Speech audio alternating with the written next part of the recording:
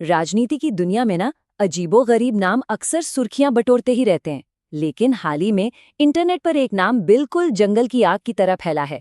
Cockroach जनता party.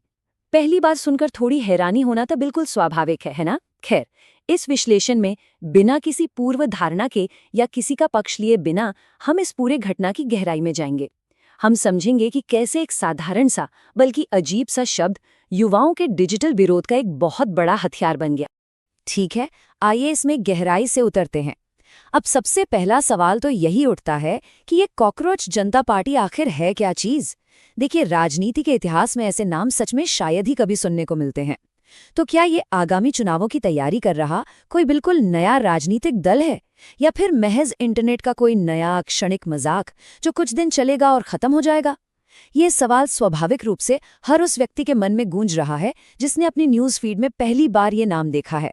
पर सच माने तो इस नाम की सच्चाई इसके शब्दों से कहीं कहीं ज्यादा गहरी है। अब इस पूरी बात में जो सबसे दिलचस्प चीज है वो ये है कि इसका किसी भी पारंपरिक या पुरानी राजनैतिक व्यवस्था से दूर दूर तक कोई लेना देना नहीं है। मतलब इसके कोई बड़े बड़े कार्यालय या कोई औपचारिक ढांचा नहीं है।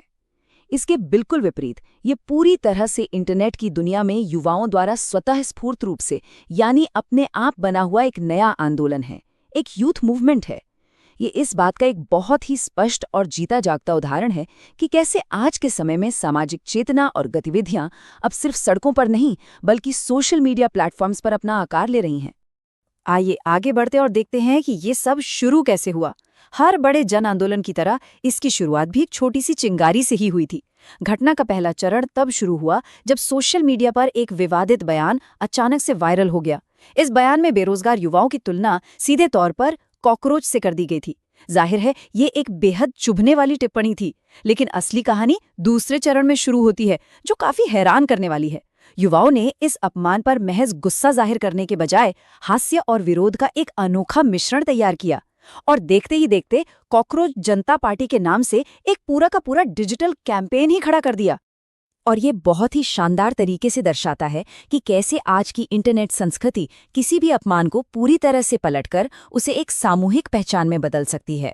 एक तरफ वो मूल अपमान था जहां रोजगार की तलाश करते युवाओं को एक कीड़े का नाम दे दिया गया, और दूसरी तरफ थी उसकी बेहद रचनात्मक प्रतिक्रिया।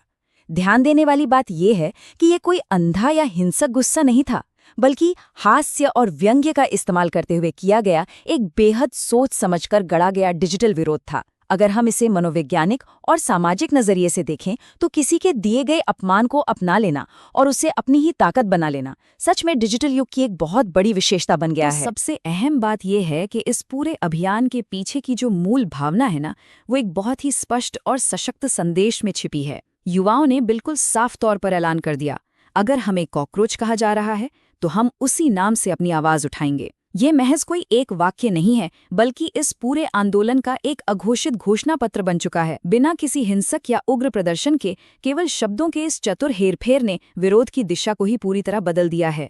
यह बहुत ही अच्छी तरह से दर्शाता है कि कैसे एक नकारात्मक लेबल को एक बड़े समूह द्वारा एकजुट होने के लिए एक सशक्त प्रतीक के रूप में इस्तेमाल किया जा सकता है।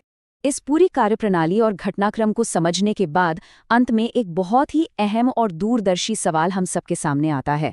वो ये कि इंटरनेट पर पैदा होने वाले ये नए तरीके के विरोध प्रदर्शन भविष्य के नागरिक विमर्श को कैसे आकार देंगे। सोचिए, जब मीम्स, व्यंग और डिजिटल कैंपेन हमारे पारंपरिक नारों की जगह लेने लगे तो समाज और राजनीति के बीच बातचीत का पूरा स्वरूप कैसे बदलेगा। इस विश्लेषण में हमने केवल उन निष्पक्ष तथ्यों को सामने रखा है जो डिजिटल युग की इस नई वास्तविकता को बयां करते हैं। नागरिक विमर्श का ये बदलता हुआ रूप निश्चित रूप से एक ऐसा विषय है जिस पर आने वाले समय में गहराई से विचार करने की जरूरत है।